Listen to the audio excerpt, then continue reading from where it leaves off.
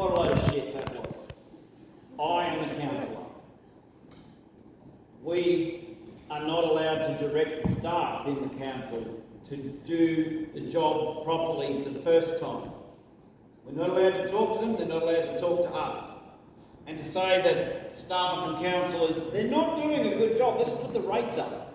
We have had successive 11% rate rises in our council for roads. I put up a question as a councillor, which roads have we done? They can't tell me. They won't tell me. The money is whisked into general funds, to the bureaucracy, to the report writing that the blue, the green and the red make councils do. If there was a fund that was the drought recovery fund, the desert recovery fund, you would have unprecedented deserts in the Shoalhaven so that the council could claim on the desert recovery fund. The unprecedented rain, no, it's rain, storms. It's happened forever, it will happen forever. The use of unprecedented is a political tool.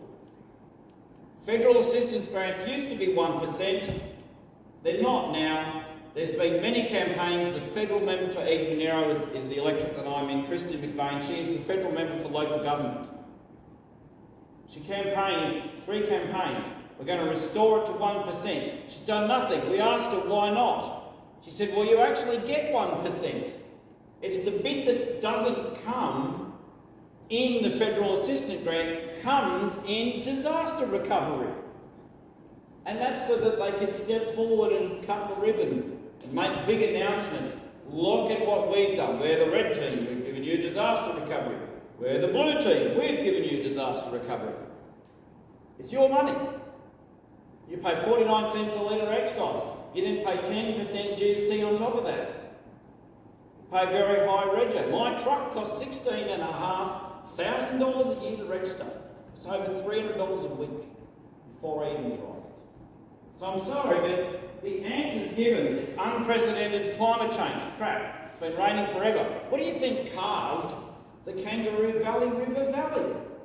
Rain and rivers. We're not telling ourselves the truth.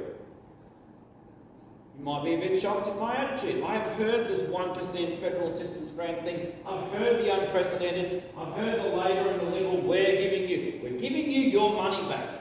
One of the main problems we have, and Mark up the back here will agree, when I was a kid, the biggest truck was a 42.5 tonne semi-truck. Now we have these high productivity vehicles, which weigh a hell of a lot more on the same number of axles and the same number of tyres. Most of our bitumen roads are an inch of bitumen on the original dirt road from the 1800s. All we did was grade them flat, throw some bitumen over the top. We haven't actually moved the technology forwards for how to build roads. So, build back better is an interesting term. How about just build it properly in the first place? Put a thicker layer of bitumen on. Do a proper subgrade reconstruction. Fix the bloody culverts. We put new bitumen over, we never fix the old pipes, which actually lead into a lot of the failures. If you think Shoalhaven's bad, Monaro's worse. Huge areas and small populations. You know what the last thing that I want you to think about, which is really uncomfortable, the immigration. We're forcing more and more and more people in upon the same space. Higher intensity of use, more cars, more trips, more transport, more shit being moved around in trucks. That's not criticising the trucks, but that's how stuff moves in this country. That's why our roads are also failing, because they were built for 100 trucks a day and they've now got 500 trucks a day and the trucks are twice as heavy as they were 30 years ago. It's not a complex problem, but when we actually hide the truth, it allows the politicians to say, we've given you 150 million. What did you say? You've given $1 million for pothole recovery. Everyone gets $1 million for pothole recovery. It's not a special thing that she's done. It's just how spending in the public service works. But you've been conditioned to think that it's special. It's not. It's the regular, ordinary business of government. They take your tax, they do the things that you want done with it. So we've got to stop kidding ourselves. I'm the one that says a lot of the things out loud that everybody thinks. Might seem a little bit hard, but I'm just telling you what you should already know.